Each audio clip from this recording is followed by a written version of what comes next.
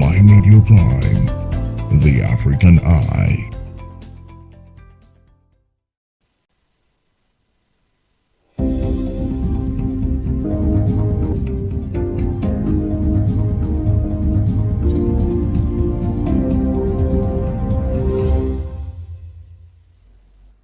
It is exactly 6:30 p.m. by our studio clock. Ladies and gentlemen, good evening and thanks for joining us for the 6:30 weekend bilingual newscast on My Media Prime Television. At the anchor, I am Julienne Ndambi with Quentin Etape. Bonsoir Quentin. Good evening, Julienne Ndambi. Il est exactement 18h30 sur Ma Media Prime Télévision et nous sommes le 12 mars 2023, jour du scrutin consacré au sénatorial 2023. Nous vous donnerons tous les cours de cette journée dans ce bulletin d'information bilingue en cette journée. Alors, on commence avec toi, Julienne Ndambi. The President of Elections Cameroon says the senatorial vote went on in a general atmosphere of calm across the country as some municipal and regional councillors elected representatives of the upper house of assembly. He made this affirmation shortly after visiting the Bastos Primary School voting center in Yaoundé. Bo Elvis reports from the center region. Voting went on hitch-free at the Bastos Government Primary School in Yaoundé as municipal councillors turned out in their numbers for the senatorial election. Observers have suggestions for elections Cameroon.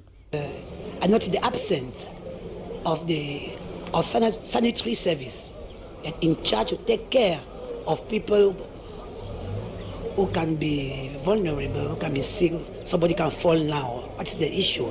Yes. I was expected to see maybe the Red Cross here, that's sapeur-pompier here. And my other opinion is the representativity of women in the list. Yes, is so few. Yes, you can see a list of 50 people, just 10 women.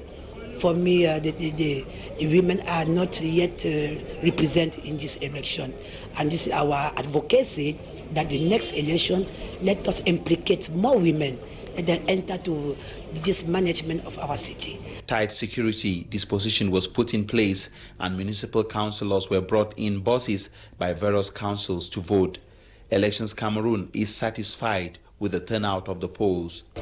As I say, you note that all the operations are going very good, very smoothly, with no incident. All the material is ready, is complete. All the electors are doing their vote very normally. There is no incident, and after voting, the elector goes to retire his the means of transport. I feel that all is going very, very well, very smoothly, and our democracy is going on very good. Thank you. The FDC and the CPDM are the only two political parties represented in the center region, with the CPDM tipped favorite if one goes by the number of municipal councils represented. Still on senatorial elections, councillors of the 4 municipalities in Menchum Division have exercised their civic obligations voting for senators of the 3rd legislature, with polling units reportedly registering relative peace. Charles Kebwa reports from Bamenda. Councillors of the 34 councils and regional assembly councillors of the Northwest region Sunday, March 12, 2023 voting for senatorials for the 3rd legislature. What we are supposed to do as councillors, that is to vote for the senator from Menchum Division and for all the other senators of the region, because it's a constituency. We have done what we are supposed to do as a party. We have followed the party instructions, and we believe that, I personally believe that what I have done, the rest of the councillors of my party, the CPD, are going to do the same. Being the second senatorial elections within an over 6 years socio-political crisis to armed conflict in the Northwest and Southwest regions, Menchum Divisional Headquarters, we are reporting from polling effectively opened at 8 a.m. with election management officials in the division presenting empty transparent ballot boxes to ensure transparency in the process with councillors from Benakuma, Furawa, Wum and Zwa, like other councillors in the region, exercise their civic obligations. Quiz with councillors said, First of all, because I'm voting for the third time, I'm voting for the third Senate. Today, you see, we are the host council and we are decided to come. We have come one after the other and we are there prepared to give them the victory. We are proud and honored that the youngest candidate in the Northwest is from us. It's a young man we can easily send. It's a young man we can easily bully to do what the population needs from him. And so the councillors of Wing Council have all promised that they're going to give 100% for the CPDM, given the fact that he is even from Menchum South constituency, which is our constituency. So we are more than proud and happy and thanking the Central Committee for choosing the candidate for the CPDM for Menchum South constituency. With the mayors of Menchum, that is my expectation of those who are voting today, so that we should work as a team. When we are hunting, we should hunt what is needed by the population. There should be no clashes anywhere, because if you go hunting for water and another person is hunting for the same water, it will not make any meaning at all. So what we just expect from them is collaboration with all the forces, be they political, administrative, religious, traditional, that will make us have the development we are envisaging for our people. Menchum SDO Abdullahi Aliu, who visited the polling considered relatively peaceful, said, in the 2 polling stations in Wum city, I realized that various councillors are present, massively, both municipal councillors and regional councillors. And all the necessary security measures have been taken to permit not only for the councillors to sleep well in town, but also to move easily in those 2 polling stations and to vote. Now, currently, we are at 11 o'clock now, and we already registered more than the half who have already voted. So we already have around 60% on those 118 councillors who already voted. Things are going smoothly without any negative observations. By press time, the polls are expected to close at 6 p.m. as the region expects 7 seats for the senatorial in the region to be elected and 3 appointed by the President of the Republic. Sénatorial 2023, alors que le docteur Éric Essousset se dit satisfait du bon déroulement du scrutin consacré à cette autre échéance électorale, les observateurs nationaux sont en colère contre Elekam, dont il est en tête, et le MINAT. Ils s'insurgent contre la non-prise en compte de certains éléments qui s'avèrent très importants et incontournables pour les élections libres, transparentes et crédibles. Marie-Rosine Gandonga nous en dit plus. Élection sénatoriale du 12 mars 2023, nous y sommes. Ici, nous sommes à l'école publique bilingue de Bastos, le seul centre du Fundi qui regorge 6 bureaux de vote à son sein. Nous rappelons ici que depuis hier, le dispositif sécuritaire était déjà en place pour assurer la sécurité et à 8 h du matin ce jour, les bureaux de vote étaient déjà ouverts et le premier électeur n'est qu'arrivé à 9 h. Aujourd'hui, c'est un jour de gloire pour moi en tant que grand électeur et citoyen. Je viens, n'est-ce pas, comme les autres camarades conseillers, accomplir mon devoir de citoyen. Bien après lui est arrivé le gouverneur du centre qui a un aperçu satisfaisant du déroulement du scrutin ici à Yaoundé. Tout se passe dans une atmosphère de sérénité et de calme. Nous osons croire que ça va continuer comme ça jusqu'à la fin à 18h. Le directeur d'Election Cameroun est aussi arrivé sur les lieux. Le travail que nous avons planifié est en train de se dérouler de façon parfaite et magistrale. Toutes les commissions locales sont à pied d'œuvre, les membres sont présents, le matériel électoral est aussi complet, les électeurs font vague aussi à leurs activités de façon normale. Le mouvement se fait après l'opération de vote, c'est-à-dire que chaque électeur qui a voté ses frais de transport, et je crois que tout ce que les camarades planifié se passe très bien. Pour ces sénatoriales 2023, nous avions des observateurs nationaux. Mes impressions sont plus ou moins bonnes. N'est-ce pas rendu à 12h, près de 12h moins. D'abord sur le plan de la logistique. Oui, nous sommes arrivés, le site est bien installé, nous avons vu le matériel de vote. Tout ce qui porte sur le matériel de vote a été bien installé. Sur le plan humain, le déploiement est encore un peu faible.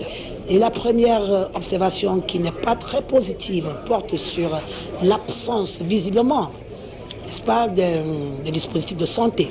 Mais également des observateurs internationaux. Comme tous les observateurs, on est là pour voir comment ça se passe, comment ça se déroule. Je m'appelle Abdelbasit Mohamed Ali, observateur international à l'organisation non gouvernementale Nouvelle Perspective. Je suis des nationalités tchadiennes. Nous rappelons que le centre regorge 1983 électeurs en général pour 37 bureaux de vote et Lomfundi à 6 bureaux de vote. Ici, tout se passe bien dans le calme et dans la sérénité. 2 partis sont en liste pour ces élections sénatoriales dans le centre, notamment le Rassemblement démocratique des peuples camerounais, le RDPC, et le FDC, le Front des démocrates du Cameroun. Je pense qu'à votre question, je vote par conviction parce que j'ai adhéré librement dans un parti. C'est à minuit exactement que les bureaux de vote seront fermés, mais à 18h, on va boucler la boucle pour commencer avec le dépouillement. Nous sommes en attente, les électeurs arrivent au fur et à mesure. Depuis l'école publique bilingue de Bastos, Marie-Rosine Gandouga et Romuald Gatia pour My Media Prime Television. Le dépouillement des élections sénatoriales se poursuit en ce moment dans les bureaux de vote dans tout le Cameroun. Cependant, les résultats seront proclamés dans 15 jours. Mais avant, faisons un zoom sur le déroulement du scrutin dans la région de l'Ouest avec Flore Keigne dans ce reportage. Ils sont au total 1254 votants, ceux qui doivent décider de qui seront les 7 sénateurs élus pour la mandature 2023-2028 dans la région de l'Ouest. Autorités administratives et forces de maintien de l'ordre, membres du Conseil électoral et organisations de la société civile ont fait le tour des différents bureaux de vote et tout se passe en toute sérénité d'après le gouverneur de la région de l'Ouest. C'est une journée soleillée, tout a bien commencé. Quand on regarde autour, tous ceux qui sont impliqués dans ce processus sont là. Et les électeurs sont là. On a déjà commencé à voter. Et les forces de maintien de l'ordre sont également là pour assurer la sécurité. Et nous, les autorités administratives, pour accompagner les responsables de l'ECAM dans cet exercice. Je crois que dans l'ensemble, tout se passe très bien dans le calme et la sérénité. Le maire de la ville de Bafoussam fait partie des premiers grands électeurs à s'acquitter de leur devoir civique. Oui, effectivement, je me suis arrangé à être ici très tôt, avant l'ouverture des bureaux de vote. Et j'ai effectivement effectué mon vote en première place. Et d'ailleurs, étant le premier magistrat, ça ne devait pas être autrement. Et je suis très fier d'avoir accompli mon devoir de grand électeur pour ces sénatoriales. Bon, le programme de la journée, nous allons partir d'ici et chercher un endroit calme où nous allons rester, attendre 17h, venir ici pour suivre le dépouillement de cette élection. Le lycée classique de Banjul est l'un des 22 bureaux de vote à l'ouest. Il est situé dans le département du Konki, où la plupart des électeurs ont voté aux environs de 12 heures. Les sentiments sont très positifs et en tant que maire, je suis assez sereine du vote de mes conseillers. Très tôt ce matin, nous nous sommes mobilisés et tout le monde était présent. Nous nous sommes dirigés, comme vous le voyez, tous ensemble au lieu du vote qui est en train de se dérouler jusqu'à présent. Donc tout se passe dans de très bonnes conditions et j'ai beaucoup félicité que tous mes conseillers soient présents. Candidat Henri Nono du RDPC tout comme Guatane Mariama de l'UDC apprécie le déroulement de ces élections. Je suis venu voir comment ça se passe et je pourrais vous dire que je me réjouis de ce que les consignes données par le vice-premier ministre, secrétaire général du comité central, lesquelles consignes ont été réitérées par le président de la commission régionale de campagne et reprises par le président de la commission départementale de campagne, ainsi que les autres démembrements que sont les présidents de communes au niveau des présidents de campagne au niveau des communes. Ces consignes sont rigoureusement respectées. Mes impressions sont bonnes parce que je ne vois pas des charters, ce qui augure déjà de la clarté dans les élections. Et nous comptons que cette élection soit l'élection parmi les élections. En attendant la proclamation des résultats dans 15 jours, rappelons que le décret du président de la République nommant les 30 sénateurs, dont 3 de l'Ouest, devra intervenir dans un délai maximum de 10 jours, soit le 6 avril prochain, où les nouveaux sénateurs seront connus.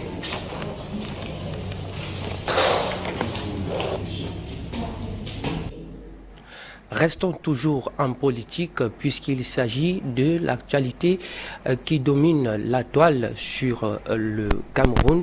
Eh bien, sénatorial dans la Damawa, le rendez-vous entre les conseillers municipaux et régionaux avec les bureaux de vote et les urnes est effectif en ce dimanche 12 mars 2023.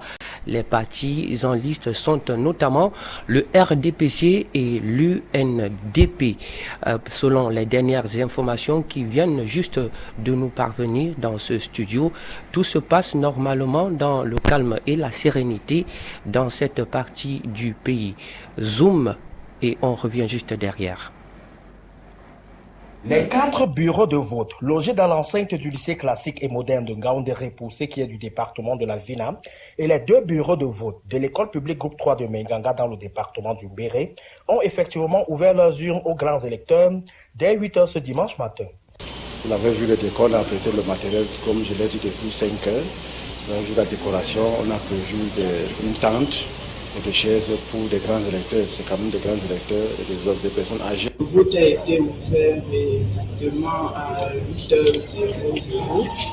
Les premiers électeurs sont déjà passés. La plupart des grands électeurs ont voté entre 9h30 et 12h30. À Ngaoundéré comme à Menganga, les électeurs ont tous été accueillis et orientés par le personnel de l'ECAM pour accomplir leur devoir électoral. En tant que citoyen camerounais, je suis fier de contribuer, n'est-ce pas, au choix, n'est-ce pas, des sénateurs de ma région. Un sentiment de satisfaction qui m'anime après avoir effectué mon devoir citoyen. Je suis soulagé d'avoir joué mon rôle déjà de votant.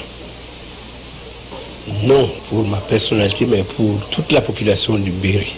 C'est dans l'optique de veiller au bon déroulement de ces élections que le gouverneur de la région de la Damawa, Kildadi Keboukar, a sillonné les différents bureaux. Il en ressort qu'ici et là, tout se passe bien dans le calme et la transparence. Et le matériel sont disponibles et je crois que tout se passe très bien jusqu'ici.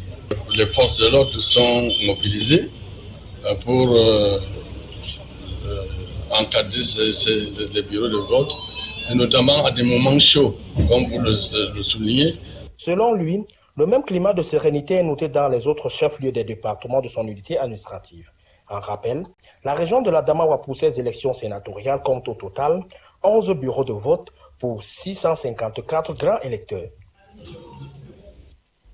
Belmont Zewa ending that French story, and now Cameroon's electricity supply company Eneo have extended its deepest condolence after a newborn baby was burned to death in an incubator. The incident happened on March 10 at the Kongsamba Regional Hospital and has left many in shock and disgruntlement. Naivona completes the story.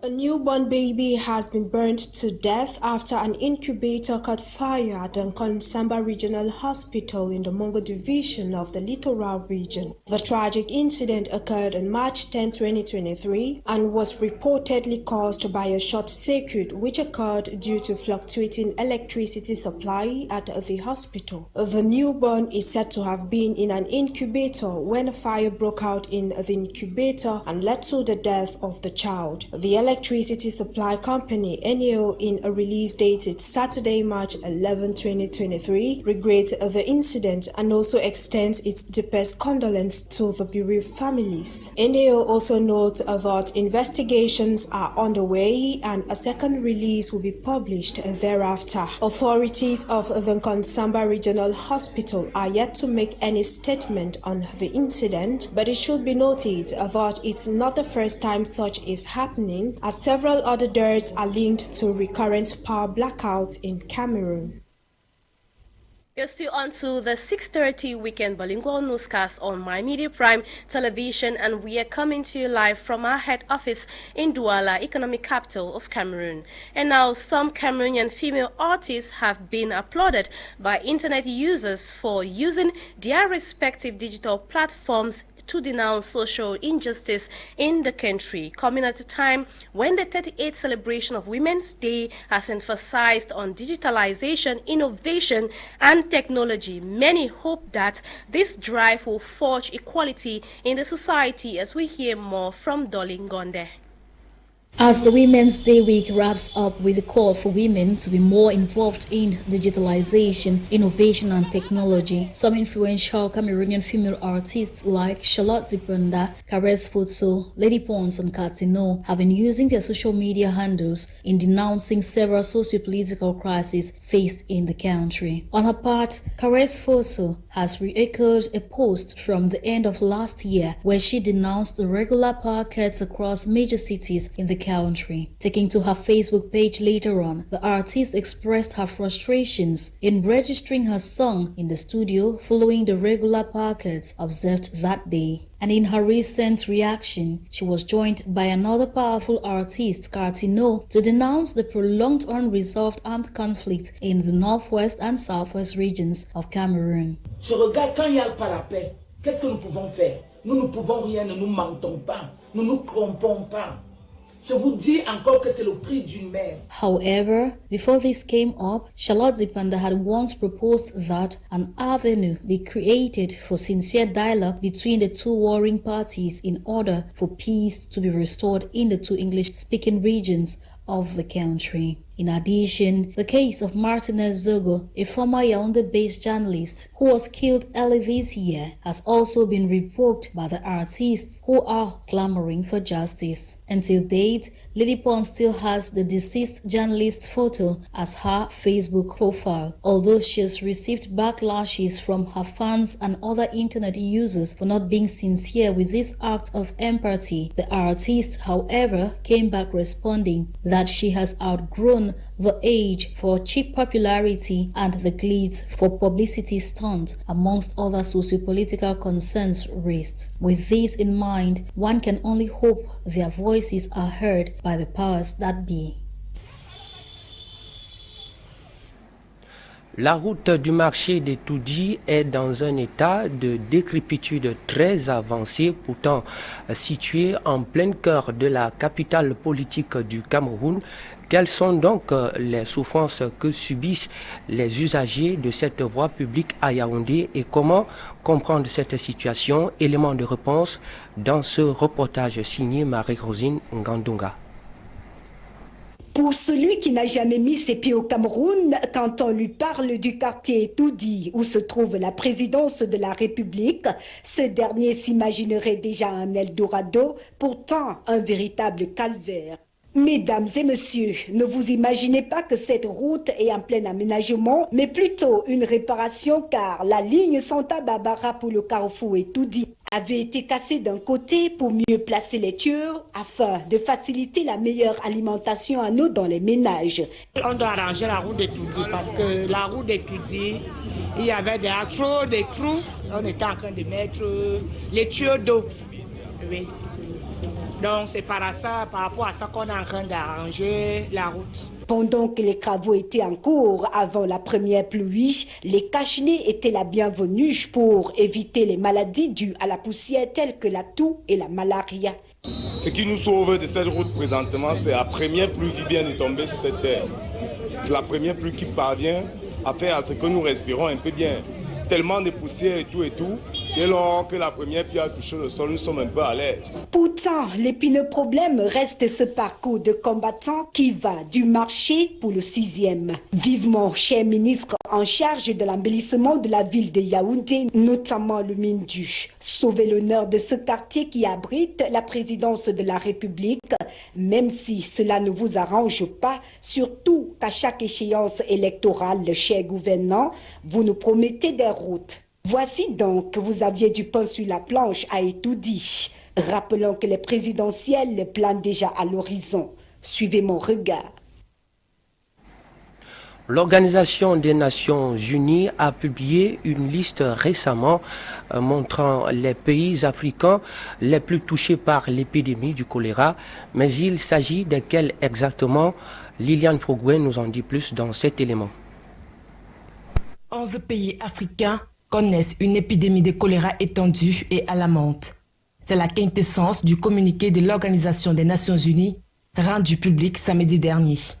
La directrice régionale adjointe de l'UNICEF, Van de Ville, a attiré l'attention sur l'épidémie de choléra, en particulier l'Afrique du Sud.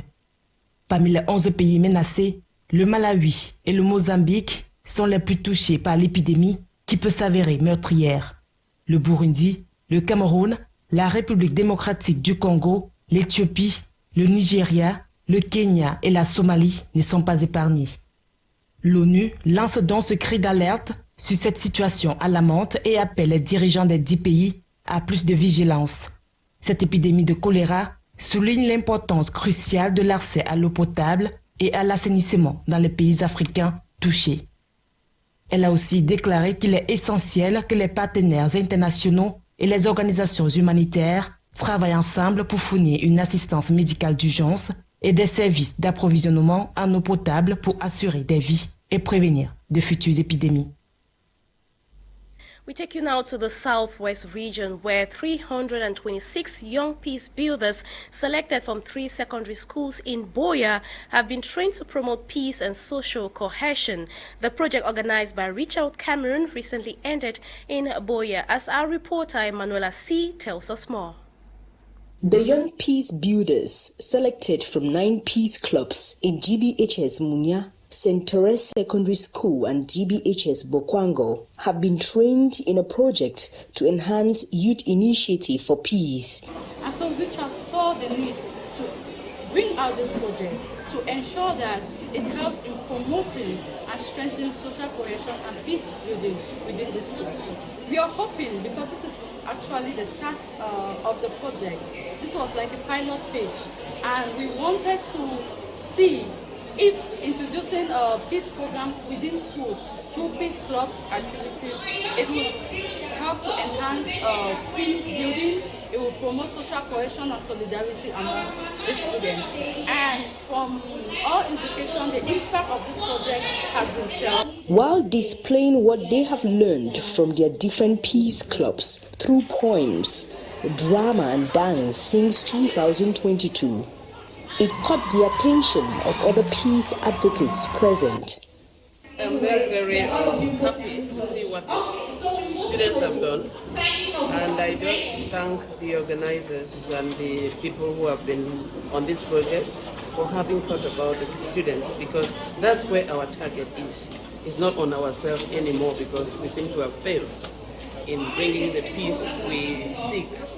Claudia Emilia is a product of one of the peace clubs from St. Therese Secondary School, Boya, and tells the press the plans she has as a young peace advocate, stressing that peace is all Cameroon need. But I believe that if the fellow youth of the country can enable to understand that peace is all what we need and violence is not what we need in our society, Cameroon will be better. The project, funded by the International Civil Society Action Network, ICANN, brought together peace builders, humanitarian agencies, and youth mentorship advocates. All this in a bid to empower the next generation of peace advocates in Cameroon.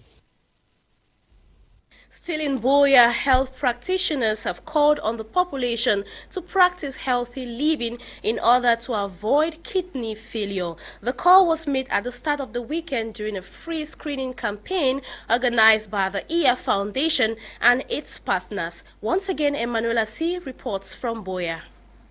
In celebration of the Kidney Awareness Week, the population of Boya moved in and out of this tent station at Checkpoint, a busy place, by the EF Foundation and its partners for the screening of various diseases including kidney functioning, high blood pressure, diabetes and obesity. We have been doing free screening for diabetes, high blood pressure, kidney function and obesity.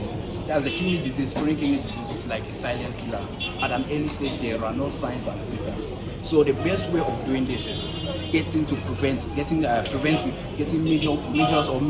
major ways of preventing it. For instance, if you get to screen for diabetes, which is the first major cause of kidney disease, you get to screen for high blood pressure, which is the second major cause of kidney disease.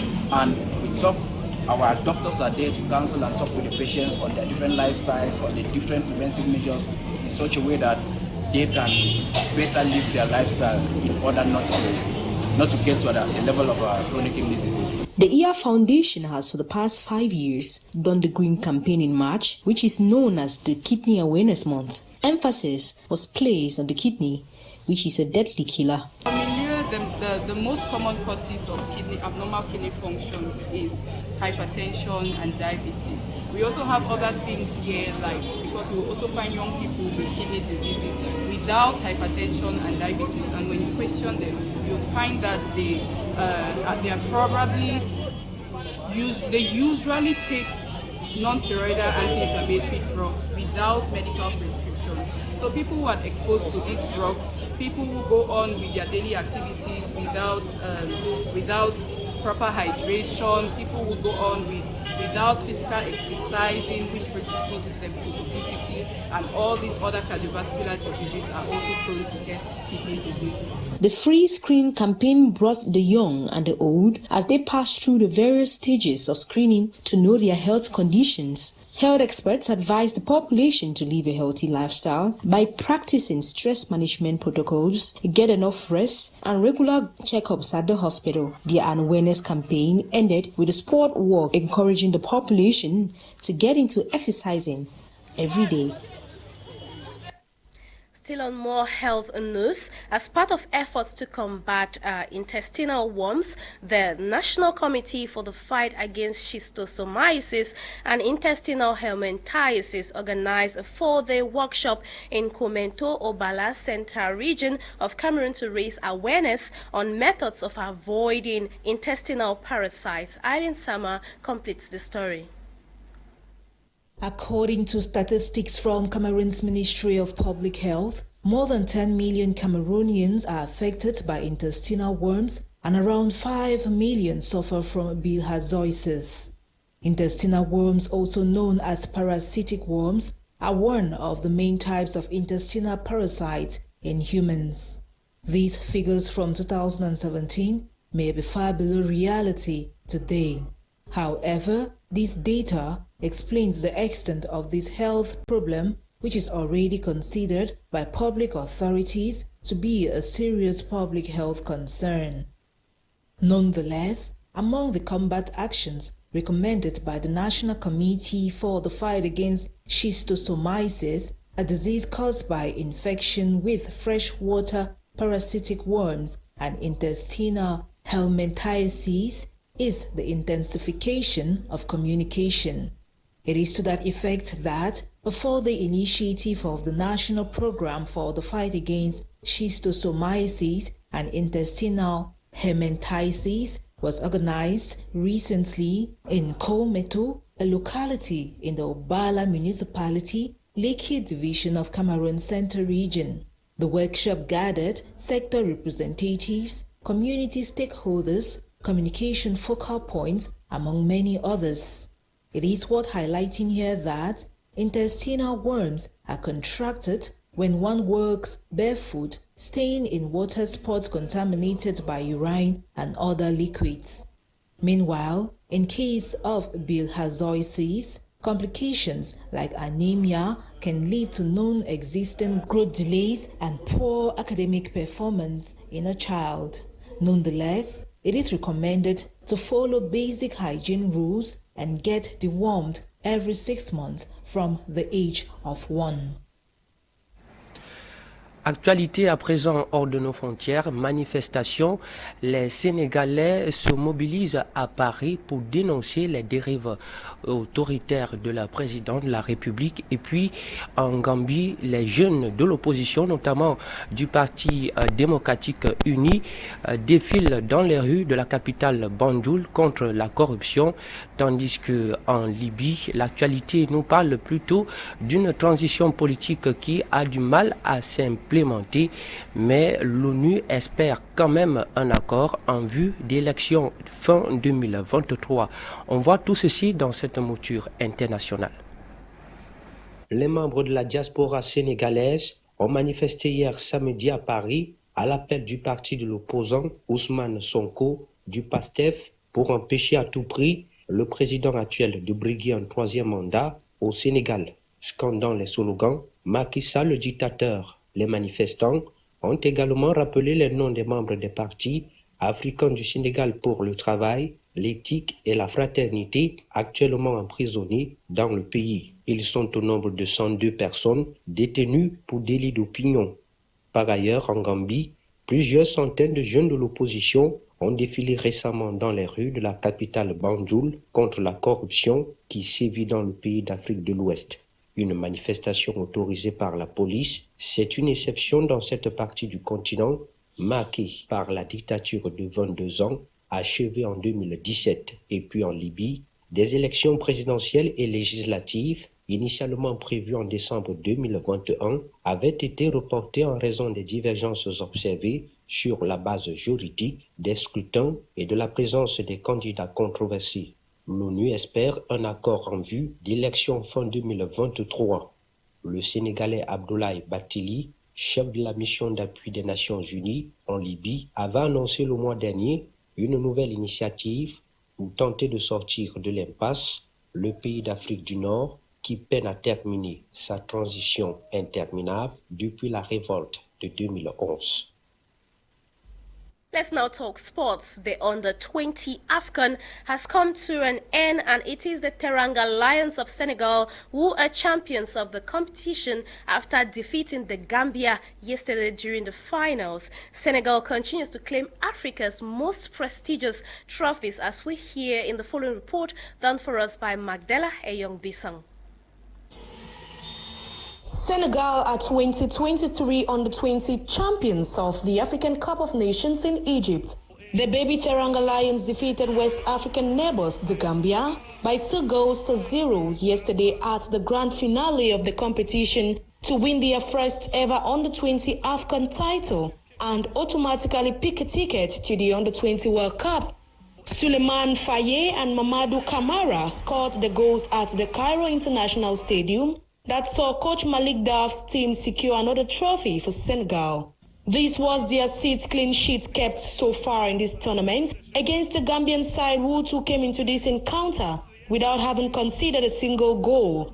Unfortunately for the baby Scorpions, they met a resilient and dominant Senegal side who exhibited superiority in the game. The 2-0 finish at the end of the day provided the coronation moment for President Augustin Senghor's Senegal that had to work harder to wait for this moment after 3 consecutive losses at the 2015 2017 and 2019 finals of the biannual competition. Senegal have once again dominated Africa. As a reminder, they are 2021 AFCON holders, 2022 CHAN champions, and 2022 AFCON beach soccer champions. Senegal holds the continent's most prestigious prizes. And that sports report brings us to the end of this edition of the 6:30 Weekend Bilingual Newscast on My Media Prime Television. Ladies and gentlemen, thank you so much for staying with us. Do remember we'll be here next weekend for more striking news-making headlines across the country. But do not forget, more programs come up right after this. Quentin, Etape, bonne soirée.